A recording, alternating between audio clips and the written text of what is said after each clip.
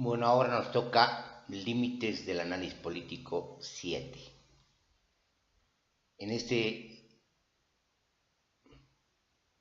apartado audiovisual vamos a tratar un tema que está vinculado al anterior y quizás al anterior del anterior, que tiene que ver con la ideología. Vamos a titularla Ideología.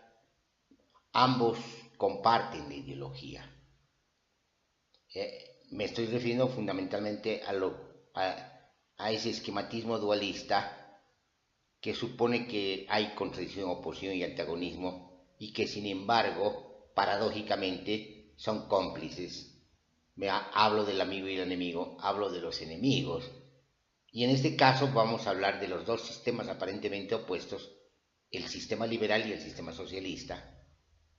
No vamos a llamar el sistema capitalista y el sistema socialista porque no hay un sistema socialista. El sistema socialista del socialismo real forma parte del mismo modo de producción capitalista mundial. Eso ya lo hemos dicho antes. Entonces lo que estamos diciendo es que ambas expresiones histórico-políticas en realidad forman parte de lo mismo. Y no solamente del mismo modo de producción capitalista, del mismo sistema mundo capitalista, sino forman parte de la ideología. Solo que, digamos, con dos caras simétricas, que aparentemente, digamos, son opuestas, pero en realidad son simétricas. Una más apoyada en el Estado liberal y la otra más apoyada en un Estado que desde el otro lado le llaman autoritario o totalitario, como define Hannah Arendt. Pero, digamos, ambos expresan, digamos, esa vinculación con el Estado. Y asimismo se llama el lado, digamos, motejado o señalado como autoritario y totalitario, se asume a sí mismo como un Estado socialista y caracteriza a los otros como estados capitalistas, dándole obviamente una entonación negativa a la caracterización de capitalismo. Sin embargo, ambos sistemas políticos forman parte del mismo sistema mundo político. Ambos comparten, como hemos dicho, este substrato estatal, este estatalismo. Eso lo describe y lo define y lo configura muy bien teóricamente en su análisis crítico Robert Kurz en el libro que les he mostrado en anteriores exposiciones, El colapso de la modernización. Este es el libro, ¿no?, que les he mostrado y que creo que refleja muy claramente que se llama lo que estamos diciendo. Es un texto que sí me impresionó positivamente y que se llama, nos ilustra sobre todo sobre las aparentes contradicciones y antagonismos de dos sistemas que forman parte del mismo sistema mundo. Entonces lo que hace Robert Kurz es mostrarnos de que en realidad lo que ha hecho la revolución socialista soviética, que de soviética no tiene nada, porque precisamente cuando tenían que devolver después de la guerra civil a los soviets el poder, porque durante la guerra civil se decide transferir todo el poder al partido y todo el poder del partido al comité central, para, digamos, centralizar los comandos de la guerra civil. Pero cuando se termina la guerra civil, lo lógico era devolver a los soviets el poder. Pero el Partido Comunista no hace eso, sino lo que hace es incurrir en una masacre contra la vanguardia de la Revolución Rusa, que son los marineros de Kronstadt, que son los que de manera más clara pedían y exigían, con una movilización además, la devolución del poder a los soviets. Entonces, de soviético tampoco, digamos, tiene ese estado que se llama Unión de Repúblicas Socialistas Soviéticas. Pero vamos más lejos que eso, retomando a Kurz, lo que va a decir es de que en realidad la revolución socialista, el estatismo de la revolución socialista lo que hace es recuperar el estatismo que se da desde los principios del absolutismo mercantilista o del paso del absolutismo, del mercantilismo al liberalismo económico.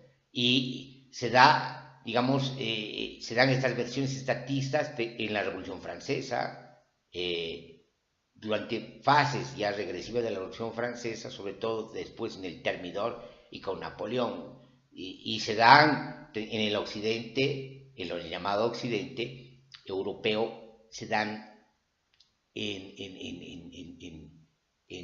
Prusia y en la Alemania imperial, una especie de Estado protector, un Estado con características fuertemente autoritarias que rigen, además, no solamente la sociedad, sino, digamos, la economía, precisamente para dar los saltos que requería Alemania al desarrollo capitalista, cuyo desarrollo estaba retrasado respecto a Francia y respecto a Gran Bretaña. Entonces, lo que hace en realidad la revolución socialista es recurrir al estatismo que forma parte del propio desarrollo del capitalismo. Un desarrollo del capitalismo que, según Robert Kurz, funciona o se mueve como un péndulo entre el estatismo y el monetarismo, entre el monetarismo y el estatismo, obviamente con figuras cada vez más avanzadas o complejas, o quizás también enmarañadas. Es decir, que en realidad, digamos, lo que hace la revolución socialista es cumplir las tareas no cumplidas del desarrollo capitalista. Es decir, fue el socialismo real, fue el camino más corto para cumplir las tareas del capitalismo. Eso es lo que dice en el fondo Robert Kurz, y la asumimos plenamente, forma parte de lo que nosotros intuíamos, lo decíamos de otra manera, cuando decíamos que en realidad el socialismo es la otra cara del mismo modo de producción capitalista. Eso lo dijimos en varios ensayos que tienen que ver con la revisión de nuestras posiciones de comuna, con la evaluación crítica de lo que había ocurrido durante el proceso constituyente, incluyendo también el proceso de la movilización prolongada. Están los textos ahí, los pueden revisar. Pero lo que nos interesa ahora es precisamente retomar esto de la ideología. Entonces, hemos dicho que vamos a llamar a esta exposición, la ideología, ambos sistemas políticos la comparten, ambos comparten la ideología, es decir, reproducen la ideología y piensan las realidades de la ideología. Tenga esta ideología matices liberales, la otra ideología tenga matices socialistas, tenga una ideología matices neoliberales y la otra tenga matices de una especie de estatismo, de planificación ampliada en el sentido pleno de la palabra, en el sentido, digamos, de que la primera planificación quinquenal, las primeras planificaciones quinquenales son un fracaso rotundo en la época de Stalin, pero después entran a planificaciones que incorporan, ya desde la nueva política económica, desde la NEP, incorporan, digamos, elementos que tienen que ver con la introducción del mercado, pero siempre todo bajo el control del Estado. Es decir, se entra, digamos, en las etapas avanzadas de la Unión Soviética a una especie de estatismo que es de cuartel. Según la metáfora de Robert Kurz, estamos hablando de un socialismo de cuartel, que no es otra cosa que el capitalismo de cuartel, el capitalismo desenvuelto en forma y monitoreado por el aparato de Estado y del cuartel. Entonces, fíjense lo que estamos diciendo. Lo que estamos diciendo es de que es poner los puntos sobre las íes, es poner las cosas como son, sin ninguna pretensión, digamos, de verdad, sino como son en términos descriptivos. Es decir, precisamente desgarrando las telas o la nebulosa de la ideología. Entonces, pueden haber variado las ideologías, pueden inclusive adquirir las ideologías carices más radicales, es decir, un cariz radical de la crítica de la izquierda radical que va a decir que más o menos que lo que ha ocurrido es que una traición al programa, al proyecto, y por lo tanto se asume una burocracia como representante del proletariado, y no es el proletariado el que está ahí arriba. Cuando dicen esas cosas, en realidad dicen exactamente lo mismo, solo que con variaciones. Pero ¿qué es de qué no salen? No salen precisamente de cumplir las tareas que no se han cumplido del desarrollo capitalista. Entonces, tanto la izquierda radical como la izquierda, digamos, burocrática, forman parte, digamos, de la misma legitimación de distintos caminos del proceso de desarrollo capitalista.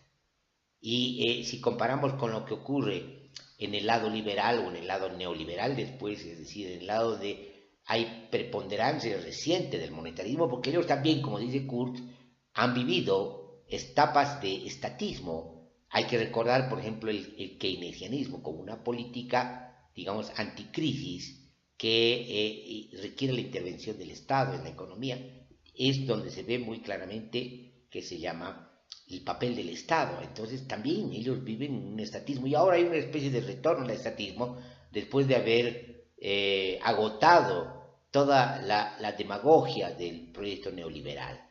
Es decir, el proyecto neoliberal era una demagogia que quería poner, digamos, en el sitio que corresponde sin Estado, cuando en realidad en la práctica han recurrido al Estado para el ajuste estructural neoliberal en todos los países donde se ha dado.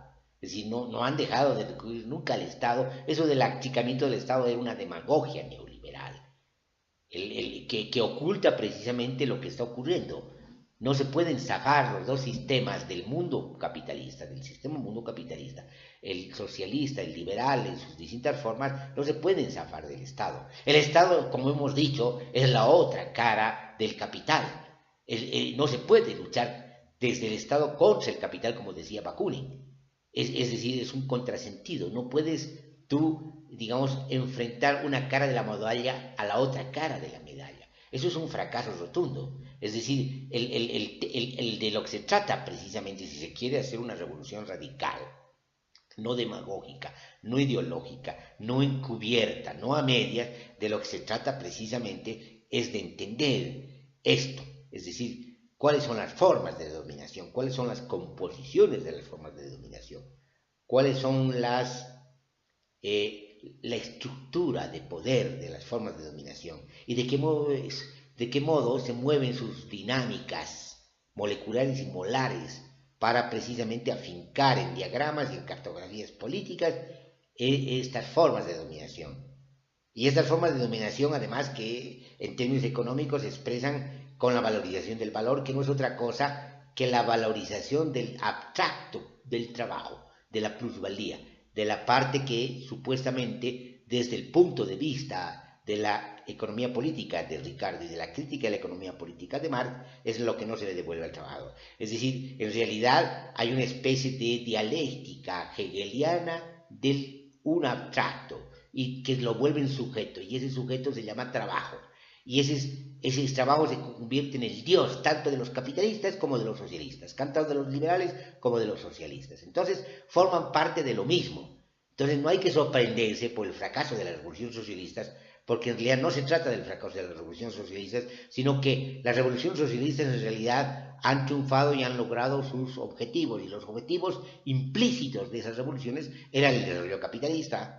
Y eso es lo que lo han logrado, solo que a grandes costos sociales, solo que a grandes costos de la experiencia y la expectativa de los trabajadores, del proletariado y de los pueblos. Se han inventado un proletariado abstracto y se han olvidado del proletariado concreto con sus diferencias y sus singularidades. Es decir, han optado por un socialismo abstracto que se basa en el trabajo abstracto, en la liberación del trabajo abstracto, pero manteniendo siempre la clase trabajadora en vez de abolirla, cuya abolición significaba precisamente la abolición de todas las clases. Fíjense las contradicciones en las que ha entrado, digamos, ese discurso, esa ideología, pero ha entrado en contradicciones ideológicas, en contradicciones conceptuales y también, si ustedes quieren, contradicciones políticas, pero en términos económicos lo que han hecho ambos lados, un sistema liberal y un sistema socialista, es lograr los objetivos de un desarrollo capitalista, en un caso en países atrasados, dando saltos, y en otro caso en países desarrollados, dando, digamos, continuidad a la acumulación ampliada de capital. Entonces, el tema obviamente es fuerte, y este es uno de los grandes aportes de Robert Kurz. Hemos dejado pendiente la evaluación que vamos a hacer después de que, para apoyar esto de manera no principal, no fundamental ni prioritaria, no es una de las hipótesis claves de su exposición, pero como para apoyar, digamos, toda esta argumentación pareciera que se basa todavía en una especie de linealidad histórica. Y eso lo hemos criticado, hemos dicho que no se trata de apoyarse en otro fetiche, en el fetichismo de la historia, en el fetichismo de la linealidad histórica. Por ejemplo, ¿dónde se ve esto? Se ve esto cuando se dice de que hay que cumplir las tareas no cumplidas del desarrollo capitalista. Entonces, eso ponerlo como una especie de condena o fatalidad o realidad condicional es como, de alguna manera, poner como conjetura o premisa de apoyo no fundamental de la exposición esto de la linealidad histórica. Pero, digamos, no es lo más importante, ni lo más fuerte, ni le quita ningún mérito a la gran crítica ilustrativa, iluminadora, que hace Robert Kurz a la teoría del valor y a la crítica de la teoría del valor, llevando la crítica de la teoría del valor a las consecuencias más radicales, que implican precisamente poner en suspenso su metafísica, la metafísica del valor, la metafísica del trabajo. Es decir, en definitiva, para concluir, Marx habría pasado de la crítica del fetichismo de la mercancía a un fetichismo, el fetichismo del trabajo, y por lo tanto al fetichismo de esta sustancia del trabajo, que no es otra cosa que el sustrato del valor. Y por lo tanto, Marx habría dado vuelta sobre sí mismo y se habría mordido también la cola. Es decir, no habría llegado a las consecuencias últimas de su propia tesis, que es la crítica del fetichismo de la mercancía. Muy bien, nosotros dejamos aquí esta exposición porque necesitábamos continuar las anteriores, ya que de los límites del análisis político en general hemos pasado, digamos, a los límites del análisis político en términos más concretos en las versiones marxistas. Vamos a tocar también las versiones liberales y neoliberales y contemporáneas de carácter no marxista del análisis político, y eso lo vamos a hacer en nuevas y futuras exposiciones. Muy bien, nosotros quedamos aquí y nos vemos en la próxima exposición. Muchas gracias.